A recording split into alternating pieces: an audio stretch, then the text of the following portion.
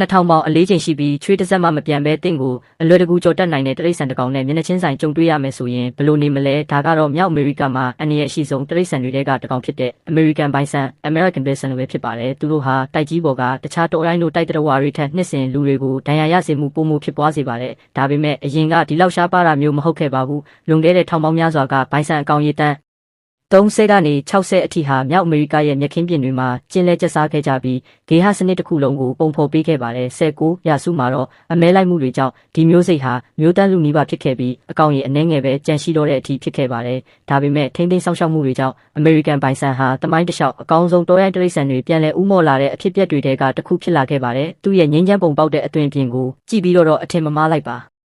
နဲ့အရွယ်ရောက်ပြီးသားဘိုင်ဆန်တစ်ကောင်ဟာအလေးချိန်ကီလိုဂရမ်1000ကျော်ရှိပြီးတနာရီကို65ကီလိုမီတာနှုန်းနဲ့ပြေးနိုင်ကအလွန်လျင်မြန်စွာလမ်းကြောင်းပြောင်းလဲနိုင်ပါတယ်သူကတိုက်ခိုက်ဖို့ဆုံးဖြတ်လိုက်ပြီဆိုရင်တော့ဘယ်သူမှလွတ်မြောက်ဖို့မလွယ်ပါဘူးဒီနေ့မှာတော့ဒီတနာရီဆန်နဲ့ဘလူးကြီးဟာခွန်အားခံနိုင်ရင်နဲ့ရှင်သန်မှုရဲ့တင်ကြေးတစ်ခုဖြစ်လာခဲ့ပြီးလွန်ခဲ့တဲ့2000ပေါင်းများစွာကသူတို့အုပ်စိုးခဲ့တဲ့တောရိုင်းမြေပြင်တွေမှာ